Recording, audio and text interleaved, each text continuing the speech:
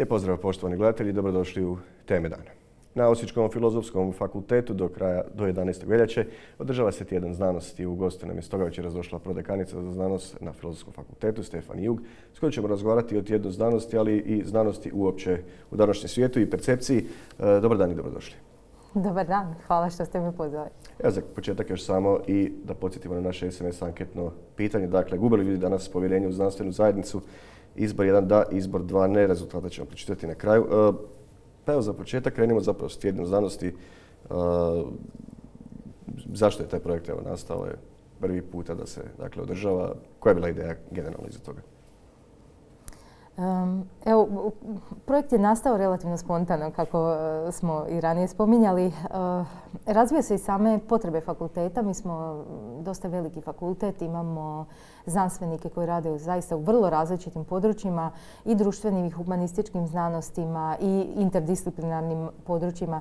Tako da je i nama samima bilo zanimljivo na neki način vidjeti što nam kolege rade. Ali upoznati na jedan način ne samo nužno priče, sad će mi netko 20 minuta na nekom skupu ispričati što radi, već zaista i malo proživljenije ili na jedan način gdje ono što nužno nismo studirali ili ono što nužno nije nam poznato kao nekakvo gradivo iz škole, studija i tako dalje, približiti na jedan kreativni način. I kolege su zaista se potrudili i pružili su jedan ovako bogati i raznolik program koji je evo, zaista je napet i jako je zanimljiv, napet u pozitivnom smislu. Znači, sad sam se upravo vratila s fakulteta gdje smo igrali ovu igru Escape Room, koju zaista nisam nikad prije igrala.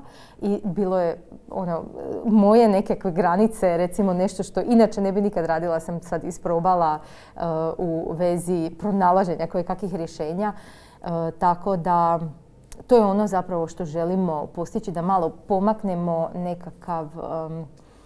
nekakvu standardnu percepciju što je znanstvenik. To nije samo osoba koja dosadno priča za nekakvim stolom o nekakvim svojim doživljajima, nego je to zaista i netko ko se pokušava približiti široj zajednici i rado zapravo primamo građane koji su zainteresirani, učenike, slobodno još do kraja tjedna popratite što radimo. Ovoga ste spominjali sad Escape Room, mislim očigledno uspjeli ste izaći. Tu pretpostavljam da se nekako radi i o psihologiji i raznim zapravo nekakvim drugim granama te znanosti, društvenih i humanističkih znanosti. Dakle, kod vas se u stvari na fakultetu o tim stvarima i razgovara, postoji želja u stvari velika među vama, dakle i prema znanstvenom zajednicom, da o svojim područjima govorite, i kakvi su za sada utisci od jučer ste počeli zapravo sa tjednom znanosti. Jeste ovo nešto, kako bih rekao, novo saznali u smislu, jer hoće li ovo koristiti i postati nekakav trend malo veći na drugim fakultetima možda? Pa sada to ne znam, to ne mogu diktirati. Da, u svakom slučaju to i stoji u nekakvoj tradiciji festivala znanosti koji se redovito odvija. Ovo smo više htjeli kao nekakvu matičnu, kao nekakav matični festival znanosti ili kako ćemo to nazvati. U svakom slučaju od juče do danas evo zaista publika je dosta interaktivna bila i nisu to veliki brojevi, dakle ne možemo ni epidemiološki primati velike grupe ljudi, ali dovodimo se nekako u situaciju da izlazimo iz okvira redovne nastave, iz okvira svojih knjiga koje čitamo, udžbenika koje pripremamo ili nekakvih projekata koje radimo i stavljamo se u poziciju zapravo nekakvog dijaloga sa zajednicom. I to je evo i juče i danas prošlo uspješno i ja se nadam da su svi koji su sudjelovali da su bili zadovoljni.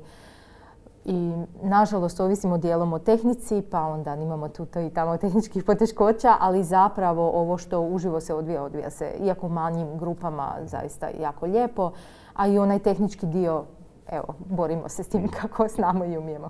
Ja kažete u manjem dijelu ovo uživo, koliko ljudi može doći i kako se uopće prijaviti pa doći na predavanje? Na ona događanja koja se odvijaju u prostoriji fakulteta ili u prostorima fakulteta može doći do 25 osoba uglavnom. Negdje je čak na 20 smanjen ako imamo više sudionika koji sudjeluju u samoj aktivnosti, to jest vode samu aktivnost, ali uglavnom je to na 25. Svatko se može prijaviti tako da ode na našu službenu stranicu fakulteta i pronađe program. U programu su ugrađeni linkovi. Po tim linkovima ili poveznicima može se prijaviti ili na dolazak u zgradu ili ima virtualna poveznica na Zoom sastanak koji je onda označava tu pojedinu aktivnost. Što se tiče tema, spomenuli ste sad ovaj escape room, evo što možemo izdvojiti, vidimo zapravo tu ima i esakerski rječnik, to je vjerojatno bilo danas zanimljivo popunjeno predavanje, jel? Možda čisto da ispomenem koncept općenito, vrlo smo išli raznoliko i zaista smo, kako da kažem, slušali želje i samih kolega. Nismo išli sad s nekim konceptom, imamo sad nekakvu krovnu temu pa ćemo utisniti sve što možemo u tu krovnu temu, nego su kolege prijavljivale djelomično i stalni postav. Dakle, na fakultetu u sklopu zgrade imamo 3 izložbe. Imamo 2 izložbe centara za istraživanje i imamo 1 izložbu u sklopu projekta. I osim toga imamo u samom programu, kada ga otvorite, i 2 elektroničke poveznice. Jedna je jedna prekrasna e-brošura priča o peritekstu, a druga je jedan plesni video koji je jako zanimljiv i odnosi se na jedan projekt koji je svjetski dosta poznat, ali kod nas nije do sada našao takav odjek, evo do ovih dana. Projekt se zove Dance Your PhD i to je jedno natjecanje koje je izašlo, vjerovala ili ne, iz STEM područja. I oni, kako da kažem, kao da se razvila u toj su, recimo, matematičnosti i suhoparnosti, nećemo reći suhoparnosti u negativnom smislu, ali u toj nekoj suštini tog predmeta se izrodila želja kod doktoranata da na jedan zanimljiv, kreativan način, pa djelomično i zbog sami sebe, baveći se tim stresom pisanja doktorskog rada, ali i u predstavljanju drugima otplešu svoj doktorat. Dakle, zaista nešto jako zanimljivo. Možete na toj, dakle, u sklopu tog programa vidjeti taj video. A s druge strane imamo recimo danas u 18 sati, pa ako netko gleda i želi doći, imamo ponovno takvo jedno predstavljanje samo drugog doktorata u sklopu jednog jako zanimljivog i aktualnog projekta analiza sustava u krizi. I u sklopu predstavit će se taj projekt, ima jedna povezana izložba i kolegica koja doktorira na tu temu otplesat će svoj doktorat. Tako da, evo, može se i uživo to doživjeti, onda drugi doktorat imamo snimljeno u obliku videa koji, evo, može se pogledati u bilo kojem trenutku. A osim, recimo, tih nekakvih stalnih postava i onoga što je vezano time, imamo zaista vrlo raznoliki spektar tema. A to je predstavljanje centara samih. Dakle, kroz nekoliko aktivnosti se naši centri za istraživanja predstavljaju. Onda imamo predstavljanje projekata, kao što je taj analiza sustava u krizi, ali i drugih projekata. Imamo predstavljanje doktorskih radova, poput ovog PhD, ali i drugih, primjerice i diplomskih radova koji su potencijalni kandidati za malo, kako da kažem, napredniji rad kasnije. Pa imamo interaktivna predavanja, radionice. Danas smo imali jednu jako zanimljivu radionicu koliko pozitivno je vaše mentalno zdravlje. Dakle, imamo iz spektra, recimo, psihologija, društvene znanosti, pedagogija, imamo spektar nekakve književnosti, jezika, spektar metodike i općenito nastavničkih nekakvih percepcija. Imamo, recimo, u srijedu imamo predavanje na engleskom, to jest imamo jednu englesku temu Culture of Bullying in Contemporary Fiction, što je isto dosta aktualna tema ako pričamo o osobito o školama, o školskom sustavu i sustavu, kako da kažem, maltretiranja vršnjaka i tako dalje. Nakon toga u srijedu, oni koji danas ne stignu, već vas pozivam zapravo na ono što će se dogoditi u srijedu. Imamo jednu, nažalost, kolegica nam je u izolaciji pa će nam se sada to predavanje održati putem Zooma, neće se održati kako je ranije bilo najavljeno u prostoriji. Što mislite o tome? Raspravamo u nastavi do poticanja kritičkog mišljenja. Nešto što isto smo i prije emisije načeli kao temu. Nešto što je element ono što mi na fakultetu volimo reći, autonomne odgovornosti. Dakle, ako ne promišljamo, ako se ne zapitamo, ako samo slijedimo nekakve zadane odgovore, koji god to bili, pa i prihvatimo u nužnosti, moramo prihvatiti sustav, inače bi bila totalna anarhija. Znači ne pričamo sad o nekakvom totalno stavu anarhije, nego pričamo o tome da kakav god da sustav je, mi ga moramo propitivati i promišljati. Sustav, naravno. Tako je. Jer ako to ne radimo, mi nismo autonomni i ne možemo u nekom trenutku, je bila to kriza ili u nekom trenutku odluke, zapravo odgovarati za sebe, a kamoli za druge. Pa čak vjerojatno kad se gleda u trenutku promjene nekakve, kada se neka promjena dogodi, ako čovjek navikao na određene postavke, određene stvari koje slijedi, ne pita, ne propitkuje ih, a u Hrvatskoj se na kraju krajeva dogodila situacija i u Domovinskom ratu i kasnije. Mnogi ljudi su jednostavno nisu nikad propitkivali sustav u kojem su živjeli, nisu nikad naučili živjeti ni u sustavu koji je došao poslije tog. I u stvari to je vjerojatno je dio uzroka kaosa nekog u kojem se mi nalazimo, što biste vi rekli anarhije, mada možda ona podrazumijeva nešto drugo. Ovo što meni nekako se zvučalo, vidim da je dosta zapravo imate tema koje su vezane uz ovo što ste sami rekli, mentalno zdravlje, pa i dakle, ovo što ste rekli sad i bullying, dakle nasilje, vidimo brain aerobics, postavite kognitivno fit. Pitanje demencije, pitanje tih stvari su stvari u današnjem svijetu gdje čovjek i dulje živi, ali izložen je i možda puno većim brojem informacija, to vjerojatno sad, kažem ja se s tim ne bavim pa ne znam, ali vjerojatno i taj toliki priljev informacija vjerojatno utječe i na možda raniju pojavu demencije. Tako je. Evo kolegice baš tu u četvrtak u 12 sati predstavljaju taj svoj projekt i na koji način se može izaći u susret iz sustava knjižnica, ali zapravo ne samo vezano uz djelatnike knjižnice, nego općenito osobama koje pate od demencije. To je u konačnici najviše se odnosi na starije i uzroci i one na to ukazuju zapravo, to jest pozivaju se na ono što je već utemeljeno, je da su uzroci naš način života i taj sjedilački, prehrana i općenito i preopterećeno zapravo svime što nas opterećuje. Tako da, zapravo moram ponovno spomenuti, dakle, dobro ste to primijetili, ali ovo je zaista izraslo iz samog rada, iz samih želja što su sami naši nastavnici i znanstvenici htjeli istaknuti. Dakle, nemamo nikakvu krovnu temu, nije sada da u 14 sati samo o toj temi pričamo. To zaista se naši kolege time i bave i zbog toga, evo, baš sam posebno ponosna da možemo to predstaviti u svakom obliku, jer, kažem, mi smo institucija koja dosta toga pokriva i nekako u tom cijelom sustavu znaju se izgubiti ti nekakvi detalji, a to ne bi bilo dobro. I zapravo treba ponuditi s vremena na vrijeme, i to je zapravo isto intencija ovoga, treba ponuditi jednostavno trenutak, kako bismo rekli, zbližavanja, udruženja ili kakvog susreta, evo možda bi to bio najbolja riječ, susreta pa i unutar institucije, a i naravno izvan u širem kontekstu.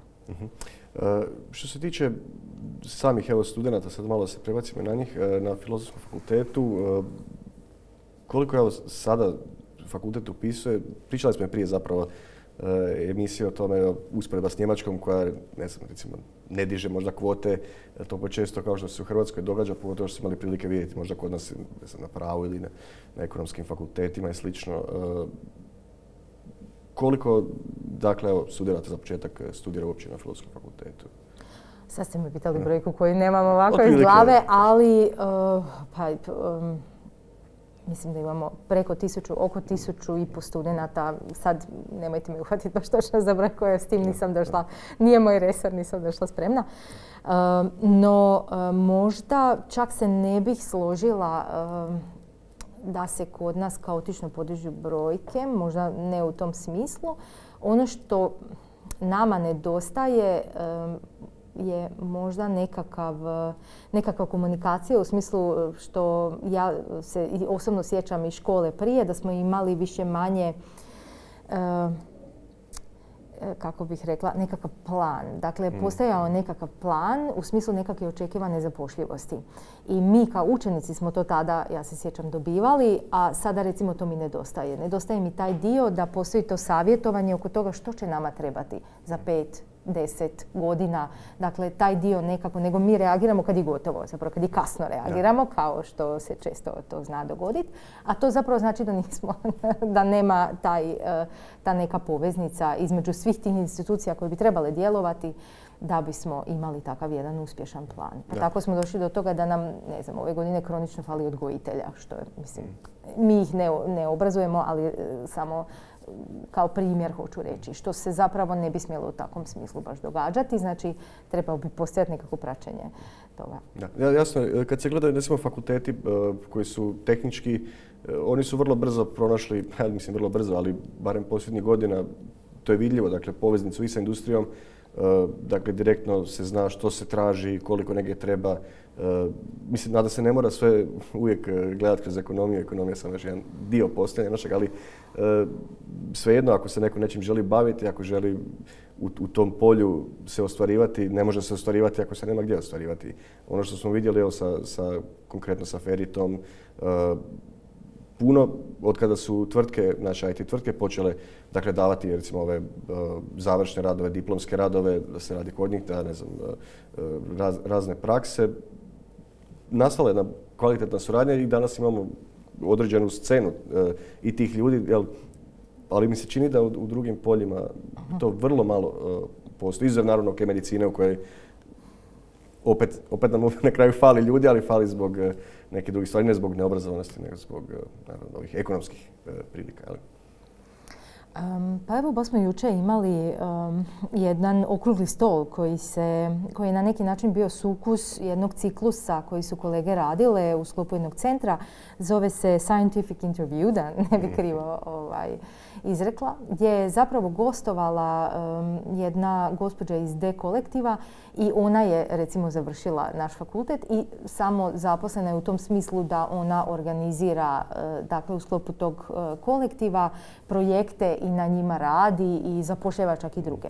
To je čisto jedan primjer koji smo imali baš nedavno jučer, ali zapravo znači zapošljivost i samozapošljivost se prati na našem fakultetu i to je apsolutno stavka koja određuje nama i kvote za sljedeću godinu. Dakle, toga ne nedostaje, te komunikacije mora biti prilikom osnivanja novih studijskih programa. Dakle, to je nešto što je, kako da kažem, i nužno u papirologiji i toga ima. Ali i osim toga postoje i instance kao što je karijerno savjetovanje i isto tako kao što je u sektorima, samo što IT sektor je medijski privlačan. Znači, oni su privlačni sami po sebi jer tu su financije, tu je, kako da kažem, tu je perspektiva trenutno i fokus. A i to su novotarije, ajmo reći, tehnološke koje ljudima, pogotovo djeci, interesantno. Pa nisu novotarije, to je napredak u nekom... Pa u tom smislu, mislim, ne mislim u negativnom smislu, nego kolokvijalno, ali nove stvari. Da, je, točno, i u biti tu je, ali ne treba od toga bježati. Evo, ja osobno nisam i baš zato je potrebno pokazati sve što ima, jer to se može spojiti. Znači, ne znači uopće, ja recimo nisam nimalo, nisam pesimista u tom smislu da smatram da će IT sektor pregaziti sve ili u to, shvaćate, moju književnost, recimo, iz kojeg sam ja područja, uopće nisam takav pesimist. Ja zapravo se veselim tim mogućim suradnjama na svim razinama i ovaj tjedan znanosti je recimo jedan poziv na to da i naši kolege, zapravo i širi sektor dođe vidjeti što se tu radi i kako se to može iskoristiti. Za njih tako recimo izgradnja demencijskih prijateljskih narodnih knjižnica ne postoji samo za sebe na našem fakultetu, nego je to nešto što ide u sektor knjižnica, doduše ne privatni sektor jer knjižnica, koliko znam, ne postoji kod nas u privatnom sektoru. Da. Ali apsolutno, znači kod nas studenti informatologije osnivaju svoje firme, bave se dizajnom, izradom web stranica, studenti stranih jezika osnivaju svoje firme, prevode ili lektoriraju ili podučavaju u školama. Sad možda neću se ni sjetiti svega nabrojati, ali zapravo svi naši studenti imaju potencijal i zapošljivosti i samozapošljivosti. To što oni nisu redovito u medijima je druga stvar, ali zapravo to se, kako da kažem, više manje pod normalno broji. Da. Dobro, gledam, recimo, krećem se u relativno širokom društvu ljudi iz raznih sfera i nekako i generacija, ali mnogi su imali uvijek kritiku na ili to sad na same nas, u stvari način na koji smo mi doživljavali fakultete i doživljavamo uopće visoko to obrazovanje, ali pogotovo na Osijek i baš sad, mislim, kažem, nećemo sad, nije vaš fakultet, ali generalno dva, recimo nekako najveća pravca u kojoj se kretalo, gdje se nekako s vremenom pokazalo, na kraju bile su tu i kaznene presude, bile su to stvari kupovanje ispita, trgovanje.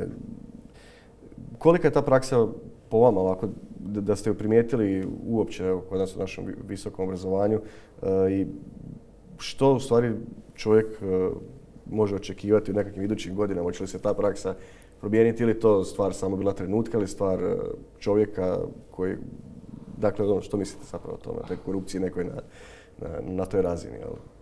I koliko je to u stvari rasprostranjeno? Je li to rasprostranjeno i na fakultetima kod pisanja seminara, kod svega? To je sasvim normalno kod nas da ljudi se oglašavaju tako i na internetu. Svaki pišem seminare, pišem završne, pišem doktorate, ljudi traže, postoje grupe gdje su 1000 ljudi. Dakle, relativno rašireno je, barem među ljudima, ali tim koliko je uspješno. Jako ste mi postavili teško pitanje. Svaki sustav kojeg je proizveo čovjek je nužno pokvarljiv koliko i sam čovjek. Nema sustava čovjeka. I upravo je zato možda bitno ovo što smo pričali, razvoj, promišljanje, jer tu nema točke i nema kraja. Znači, ne možemo mi reći, pa sad smo mi zadovoljni, sad smo nešto proizveli i to funkcionira. Tako je to i u znanstvenoj zajednici. Tako je to u zajednici, kako bismo rekli, evaluacije rada, pa bilo to doktorskog rada, bilo čega drugoga. Dakle, to se mora individualni slučajevi gledati. Evo, ja sad nisam svjesna nikoga u mom bližem okružju. Dakle, zaista ne mogu sada pričati o nekoj velikoj korupciji oko mene. To bi bilo zaista potpuno pogrešno. Ali isto tako ne mogu ni oprati ruke i reći pa to nije moguće. Mislim, to je jednostavno, ljudski je faktor pogriješivosti. Ljudski je faktor nužno i da nekad ne odreagiramo pravo na stvari kako smo trebali odreagirati ili nam nešto propustimo i tako dalje. Što se tiče sad ovih nedavnih, ja zaista nisam uopće, kako da kažem, nisam baš upoznata previše s detaljima, nisam baš ni previše stigla pratiti. Organizirala sam ovaj prekrasni tjedan znanosti, tako da i to već dugo organiziramo.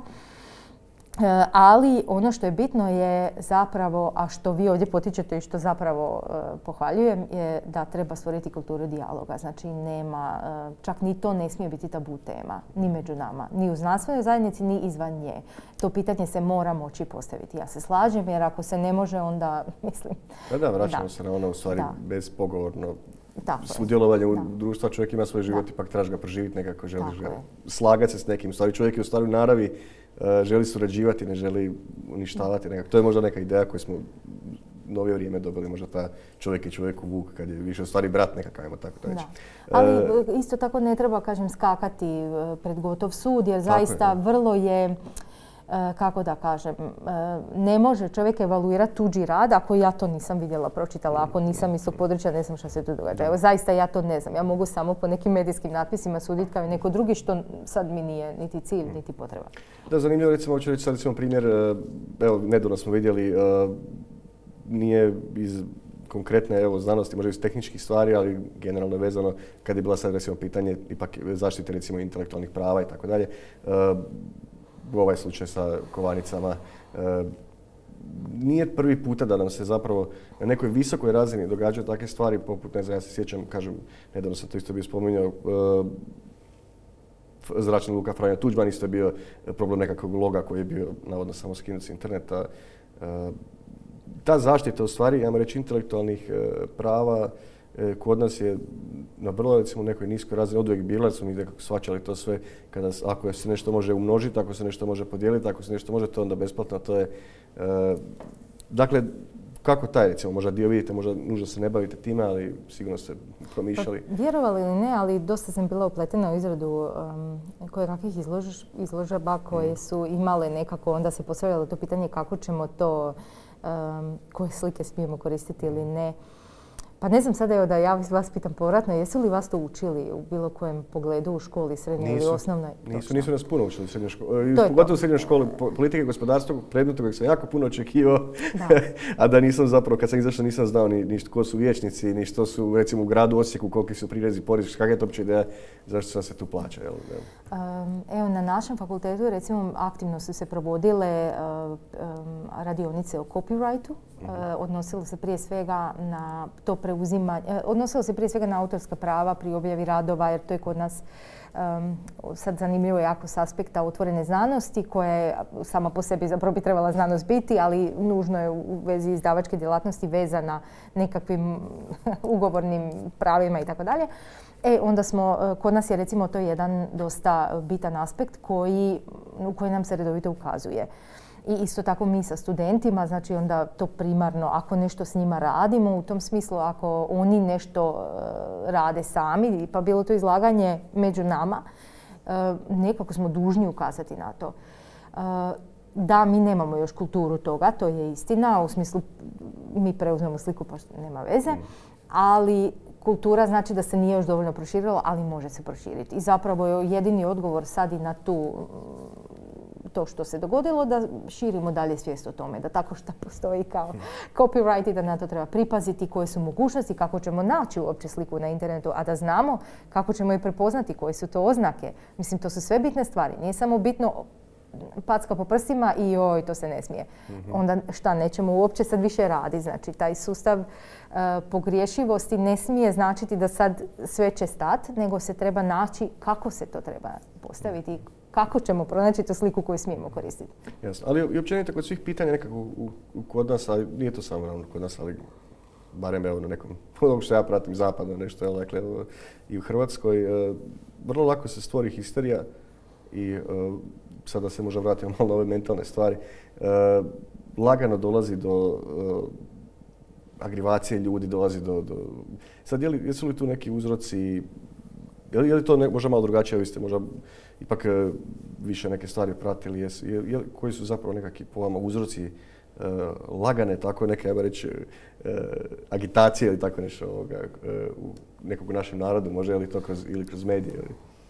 To nije samo kod nas slučaj i zapravo je jako teško govoriti o sad nekakvim...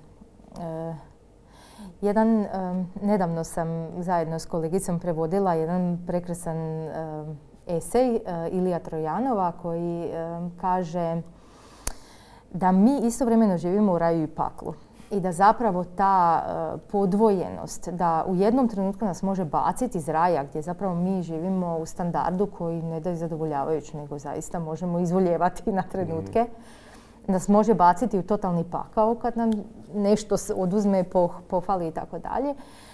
Dakle, on sad to podrobnije ulazi tu u eseju, ali zapravo je to da smo zaista možda i nismo spremni reflektirati gdje smo, znači gdje smo u tom nekakvom razvoju, a kamoli da smo spremni prihvatiti gdje to sve ide. I da je to može riješiti isključivo dijalog i ne odvajanje, razdvajanje, to što se događa, pa čak ni i medijska hajka ili bilo kakva vrsta zapravo, naravno da treba, ako je nešto se krivo odradilo, to treba sankcionirati kako se treba, ne oduzeti ili, mislim, nije to ništa, to se radi na svim razinama, ne samo ali da se ne smije podjeljivati u tom smislu sad za ili protiv, nego treba o tome dalje pričati i kako ćemo zapravo, što je važnije, u buduće spriječiti da se to dogodi. Što se tiče znanstvene zajednice, evo i nekog onog čemu se kroz medije stalno govori, pa se nekako čini da je to tako, je li to tako ili nije to tako, kako ste vi to osjetili, u stvari je to neko nepovjerenje prema znanosti, govori se da ljudi više ne vjeruju u znanost, da ljudi odbijaju znanstvene teze ili znanstvene teorije koje su dobro ili dovoljno dokazane da se uzmu barem u obzir pri analizi stanja u kojem se nalazi života. Je li to neko nepovjerenje, obzirom da imamo jako puno ljudi koji studiraju, imamo puno o tom što se stalno i promovira i ne možemo reći da se znanost prikazuje negativno niti kroz medije generalno, niti kroz bilo što, niti kroz institucije. Znanost čak pokazuje kao nešto što bi trebali gledati ka tome kao način određene spoznaje, barem dijela. Je li postoji to neko nepovjerenje i zašto ono po vama dolazi? I u stvari, u koga je nepovjerenje? Je li povjerenje znanost, znanstvenu zajednicu, politiku koja je povezana s tim, ekonomiju i tako dalje? Pa, možda je tu problem i u tom generaliziranju znanost. Ko je to? Tko je to zapravo? To je sigurno problem. Je li to jedna osoba koja je nešto plagirala ili je to skup ljudi koji nešto rade u sklopu nekog projekta? Tko je ta znanost? Je li znanost samo oni koji dolaze u medije? Jesam li ja sad znanost zašto sam u medijima, a netko tamo, moj kolega koji sad piše, radi, razmišlja i bori se, čak i možda drugačije od vas, ali... Tako je, da. Tako da možda, ja bi možda vratila na naš program i rekla dođite. Evo, dođite vidjeti ko su ti znanstvenici. To nisu svi znanstvenici. Ovo čak nisu ni svi znanstvenici s našeg fakulteta. Dakle, u ovom programu je samo dio nečega. I možda kad bi si objasnili da kada nešto kažu da se znanstvena zajednica složila i to možda trebalo bi podrobnije objasniti što to točno znači. Ko je ta znanstvena? Ja se ne mogu složiti oko stava cijepljenja jer ja nisam iz tog sektora, ja nisam iz tog područja. Ali ja vjerujem da moji kolege koji rade u tom području znaju šta rade. Evo, ne vjerujem, ja to zapravo imam povjerenje bi bilo točnije reći točno. Tako da treba zapravo si možda osvijestiti čisto da što to znači o kome pričamo i možda više raditi na informiranju. Evo, to bi možda bila moja želja i u pogledu ovih tih epidemioloških sad nesuglasnosti koje su dogodili. Možda da se radi više na informiranju, možda bi bilo jasnije. Da, ali čini se informiranje baš u tom kontekstu, evo sad da se do toga onako malo dotaknemo više. Nisu ljudi u krivu ni kad kažu da postoji određen jedan dio marketinga u svemu ovom. Nisu definitivno u krivu ako kažu da ljudi koji su bili do jučer smatrani za visoke znanstvenike, uspješne, priznate, kao što su vidjeli da se dogodili gospodinu Paveliću, Krešimiru, ne znam, recimo. Pa evo sad situacija i sa Gordanom Laucom koji ako promijeni mišljenje. Dakle, postoji ta jedna informiranje, možda u stvari što bi značilo informiranje, neko i otvoreno sučeljavanje stavova i stvari ili jer ne znam koliko još se može informirati, odnosno pokušavati informirati ljude na ovakav način. Hoće li tu nešto isto i s medijske strane neštima ono što mi generalno radimo? Pa da, to sad evo zaista nadilazi moje područje. Da. Ne znam, možda bi trebalo pitati, mislim kako da kažem, ljudi su, mislim, dovedeni smo do toga da mi raspravljamo o učinkovitosti cjepiva. Mislim, pa meni da neko objasni formulu tog cjepiva, ja to ne znam šta to znači. Mislim, shvaćate?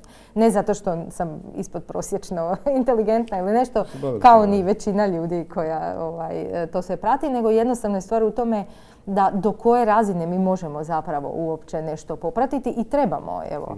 A daleko od toga da svatko treba imati svoj stav, apsolutno treba to imati, a možda se onda nije dovoljno pružio prostor za dijalog, znači svim sudionicima koji su u tome htjeli. Jer nekako ja sam osobno stava da od istine, kakva god da je, šta god da doznamo da istinu, to ne mogu šta bježati prema. To ne treba čak imati nikakav, osim možda nekakav čak blago ushićen nekakav zanos prema istini. Čak eto, to je jedino što... Mislim, problem je što ovo je, što vole reći, to je prilično je došlo sve skupa naglo. Mislim, moramo reći da i tu, da ne znam kakav sustav imamo savršeno upremljen sa, ne znam,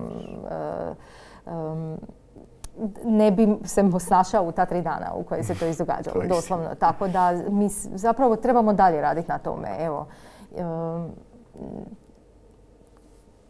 zaista, kažem, to je sad spektar jedan koji imamo jedan projekt na fakultetu koji se bavi stavovima cijepljenja. Evo, to je nešto što mi možemo popratiti, da eventualno se može identificirati odakle dolaze različiti stavovi koji su njihovi temelji i možda onda raditi na informiranju podrobnije, to jest na drugi neki način koji bi bio prikladniji jednoj široj zajednici, ako ovo nije bilo dovoljno. Mislim, ja sad to ne mogu ni ustvrditi, to bi jedan medijski stručnjak zapravo trebao tvrditi, ne ja.